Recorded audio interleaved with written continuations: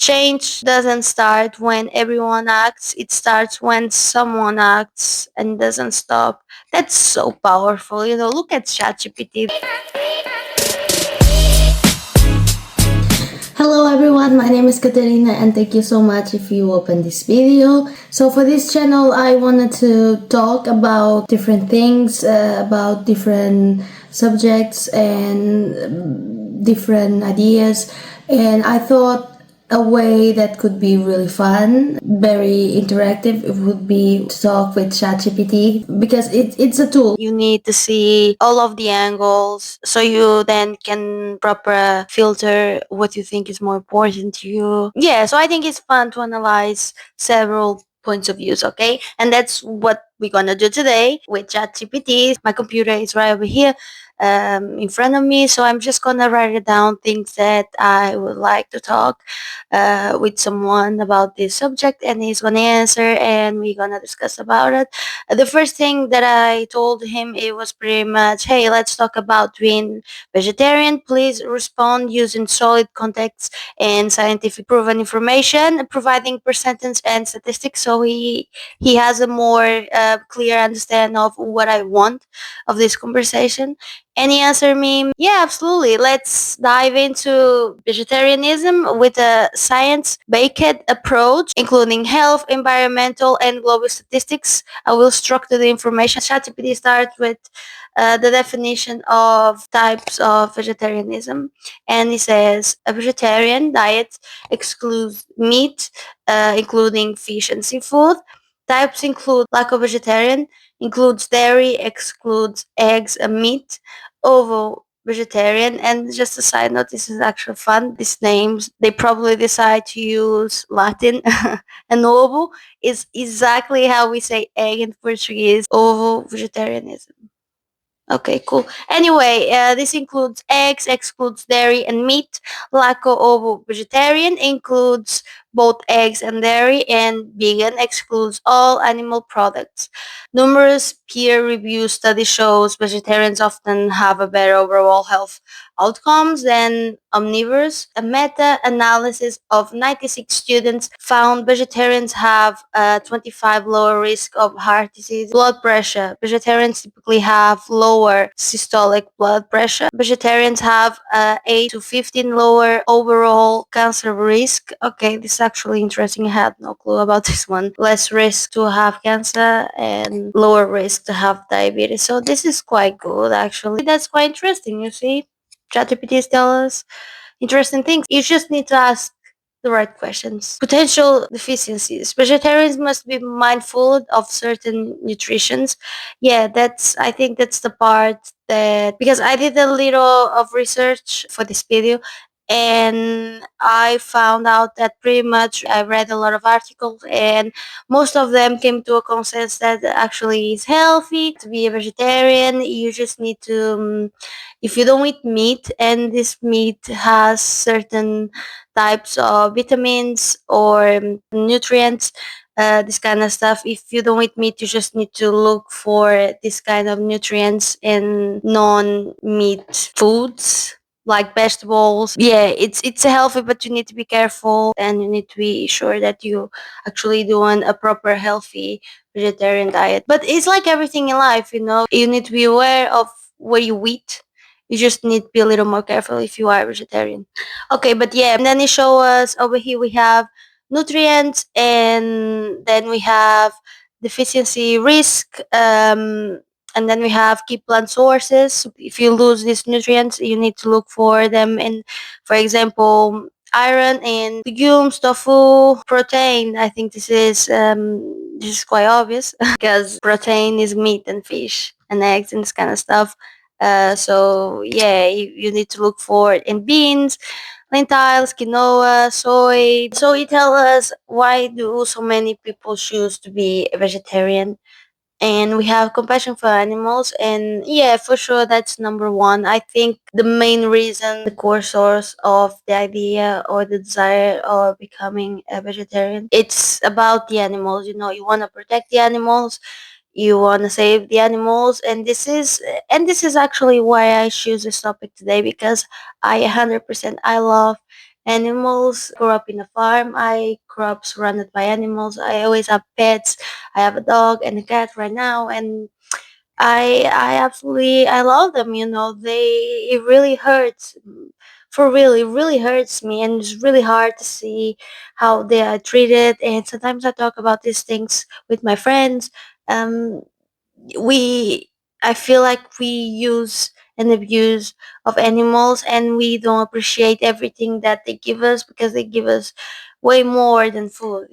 I feel like we share this planet with animals, and we should see them with respect. I thought about becoming a vegetarian because of this reason, because I show passion for animals, what I think is absolutely needed. Animals, they are not toys, and we use them, and that's what most upsets me. We just use them to our benefit, and that's it. We forget they're actually living, breathing animals with feelings. um but yeah, but I also am gonna tell you the reason why I'm not gonna become a vegetarian anytime soon. And I think we can also talk to ChatGPT about it. Even that I absolutely love animals and is a cause that I actually see myself into. It's just because I always want to be a very logical and realistic person. I thought, okay, I'm gonna become vegetarian because I want to help these animals. But then if you think about it, I'm not gonna change anything. I am insignificant pretty much. And I know you are probably, just rolling your eyes like, oh my god, if everyone thinks like that, because that's the thing that I heard the most when I say why I'm not gonna become a vegetarian is, if everyone thought like you, we wouldn't change. But the thing is, I become a vegetarian, so I go to a restaurant, I don't eat meat, I don't eat steak or the burger, something like that, but the person next to me is gonna eat it. I'm not gonna buy that lasagna, but the person that comes next to me in the queue is gonna buy it. And the thing is, I think in this case, it has to be something of the majority. I don't know if I'm explaining myself very well, but imagine, I know that for actual change to happen, I think cannot be one person. One person in 10 millions is not gonna make any difference. I'm sorry, but that's the reality. That's how it works. I'm trying to say, I think, is in this case the people very very communist of mine, but the people makes the strength in the situation. And you're never gonna have 100% everyone on board. Long there is people buying meat and eating meat, people are gonna kill animals, so we eat them. So I think it's unrealistic. But yeah. And then people say to me, if everyone thought like that, but not everybody thinks like that. So congratulations to you guys actually believe in something and are making an effort. But I just, and a fun story, once I went to have dinner with a friend, and that friend had a couple of friends that were in Porto, so that we all have dinner together. And the girl, she was vegetarian, and the boy was not. And we started talking about this topic because I told the girl the same that I'm telling you guys, that I thought about being vegetarian, but I don't think me myself and I will make uh, a difference.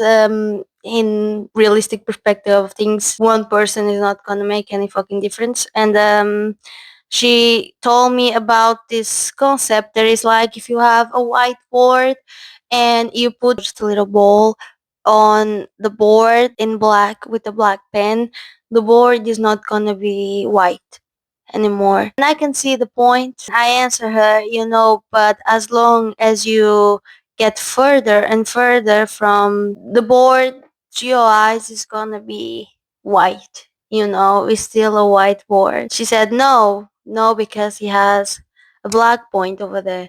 So it's not 100% white. Yeah, but if you look at the entire board, it's it's white. Did you guys understood what I was trying to say with this? I don't know if you guys already hate me. If you have a different opinion, that's completely fine. You can share with me, go to the comments and say what you think, what you maybe try to change my mind. It's something that if I could feel that I was making a difference, I would become a vegetarian. Let's see what ChatGPT tell us they feel better. I'm not sure if this is 100% like that. A lot of people say that feel lighter, less bloated, more energetic, and even in a better mood when they stop eating meat. I think that's a myth, but I don't know. Do you guys ever heard that? That if you eat meat, you're gonna be more aggressive, more animalistic? I don't think that's true. I think that's a myth, but I'm not sure. They might not always be explained by science. It's just how the body responds. Yeah, that's a valid point. For the planet, more and more people want to live in a way that's gentle on the earth. Becoming vegetarian is often seen as a step or a more intentional way of reducing personal impact on the environment. Okay, so it is better for the environment. Very important for me to say that I don't take like ChatGPT. Okay, it's fun and most of the time it's accurate, but it's not like a fucking god. Just do your research on other platforms. Never be 100% just convinced that what you are reading is solely truth, because it's not like that. I mean, it's the internet. What do vegetarians actually eat? Okay, so that's, I don't think it's hard to imagine, but vegetarian food is not just salad. I think a lot of people do think like this. Let's see a few examples: rice, beans, vegetables, and farofa, Brazilian staple. Yeah. Yeah, lentil, soy, mushrooms, burgers, banana, toasts with hummus or tofu spread. It sounds good, but I think you become a little more limited of what you eat. But if you are creative enough, you do and try with different recipes, and that actually can be fun, educational. So on a deep, more personal note, for many, being vegetarian is about acting in alignment with their values, way to express something bigger, well, without causing harm. So I want to ask ChatGPT a few questions that I have, specifically two questions that I have, but I think most people have this kind of questions or this kind of doubts when we talk about this. So pretty much I ask him, is this a common practice? What I want to ask is like, there is a big percentage of vegetarian people in these particular countries, and I select Portugal, USA, and UK. I'm curious. And he has a great question. Vegetarianism is increasingly common in countries like Portugal, USA, and UK. I'll see Portugal first. Growing but still emergent makes sense. We love meat, guys. We love meat. We eat a lot of meat, a lot of fish. Yeah, the vast majority is going to be under 30. It's way more common in young people, especially. I think this is true in every country, but especially in Portugal. Yeah, I think for sure the vast majority is youngsters. Vegetarianism in Portugal is rising fast, but is not yet mainstream. In 2021, 9% of the population follow a meat-reduced diet, vegetarian, vegan, or flexitarian, compared to just 1.2% in 2007, so a huge growth. Lisbon and Porto have many vegetarian-friendly restaurants, but in smaller towns it's still less common. Yeah, 100%. Only in Porto and Lisbon, the two biggest cities of Portugal, you're gonna find like a some good options, some funny options, but if you get further from these cities, yeah, you're gonna be fucked. If you are vegetarian, it's gonna be proper hard, I think. Some cultural factors: that traditional Portuguese cuisine is meat and fish for sure. Bacalhau, chouriço, feijoada. Younger generations are embracing plant-based options, and schools, hospitals are now legally required to offer vegetarian meals. Similar of what I was saying. I think I know my country. Let's see, in the United States, becoming mainstream, especially in the cities, about 6% of adults identified as a vegetarian and 1.2 as vegan. Flexitarianism, this is so weird. I'd never heard about this. Eating most plant-based with optional meat is very popular. Over 25 to 30% of Americans say that they are reducing meat. Big cities like Los Angeles, New York, and Portland are full of vegetarian and vegan options. It's almost a trend. I don't think it's almost. I think it's a trend now. I think it's a trend. Fast food chains now offer Impossible Whoppers, Burger King, Beyond Meat. I don't think they are that healthy. In United Kingdom, leading Europe in a plant-based shift, around 9% of the population follows a vegetarian and or vegan diet, and 20 to 30 are flexitarian. We already know what it is. The UK has the highest number of vegan product launchers in world, where markets like Tesco, Sainsbury's offer a wide range of vegetarian and vegan ready meals, snacks, and alternatives. Summary: vegetarian in Portugal, USA, and UK. And here we see some numbers. So I decided to ask ChatGPT: is veganism more than a diet? Is a way of looking at life? I think that's a solid question. I think maybe vegetarianism don't, but veganism is. Veganism is much more than just a diet. It's a philosophy, a lifestyle all living beings, expands beyond food. Ethical foundation. At its core, veganism is based on the idea that animals are not ours to use. Yeah, 100%. Whatever for food, clothing, entertainment, or testing, I 100% agree. That's why I think about this. This is 100% me. This is 100% what I think, what I believe.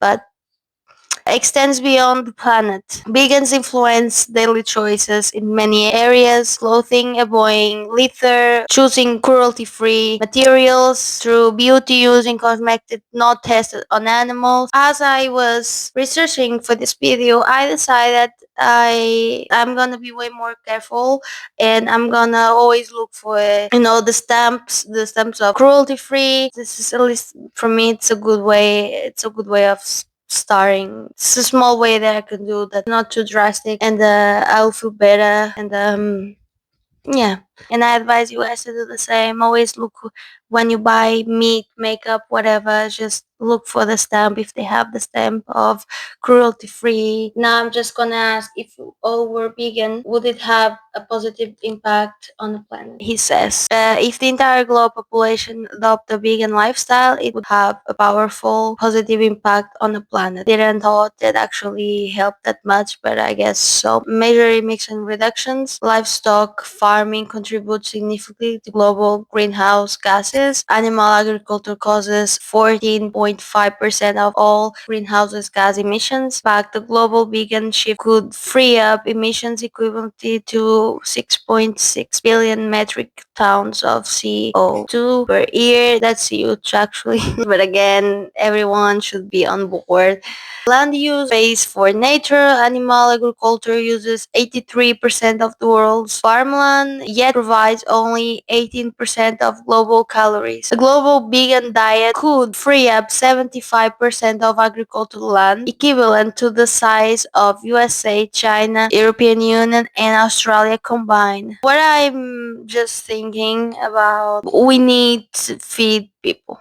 That's what I'm gonna ask ChatGPT. So what I'm gonna ask is like, but we need to feed people. Cornfields and cereals also need water. Wouldn't there still be gas emissions, etc.? Pretty much what I'm trying to say is like, maybe it's not a field for cows, sheep, or whatever, but we need that space for to cultivate vegetables, and the fruits and everything that we still need to eat. But if we're gonna have a plant-based diet, well, we need to cultivate the plants. We need space and resources for that as well. Any answer? Yeah, you're absolutely right. Even in a vegan world, growing crop uses water, land, and energy, and thus produce emissions. That's no such thing as impact-free food. But here's the key point: feeding people with plants still has a much lower environmental cost than feeding people through animals. While in point, I think that a lot of things that we see today, it's just because of the gram,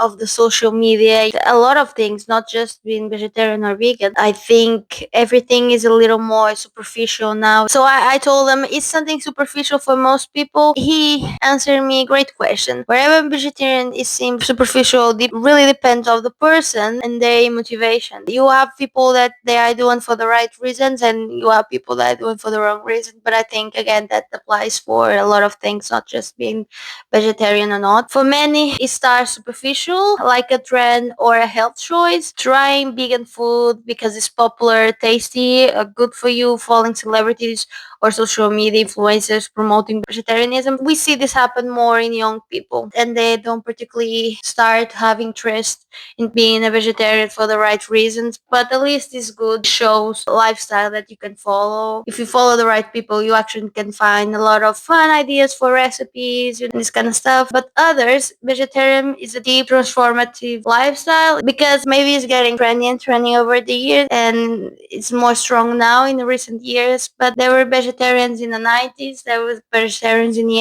80s, and far as it goes, for my research, I read that Einstein was a vegetarian. Actually, Leonardo da Vinci was a vegetarian, so it's not something of today. It's more trendy today. Okay, a lifestyle rooted in strong ethical beliefs about animal rights and non-violence, commitment to environmental sustainability and climate action. A 2019 study found many vegetarians being for health or environmental reasons, but over time ethical concerns grow stronger. So is being vegetarian superficial? It can be, especially if it's just a diet, fad, or social media hype, but it can also be deeply meaningful and life changing, influencing how people live, think, and act across parts of their lives. I'm just gonna write it down just because I want to see what it's gonna tell me, my point of view, why I don't become a vegetarian. This is the last question. I told ChatGPT if I become alone, realistically, nothing will change. And he answered me, that's a power and honest thought, and you are not alone in this feeling. If I go vegan or reduce meat, but the rest of the world doesn't, what difference does it actually make? Yeah, that's exactly it. Let's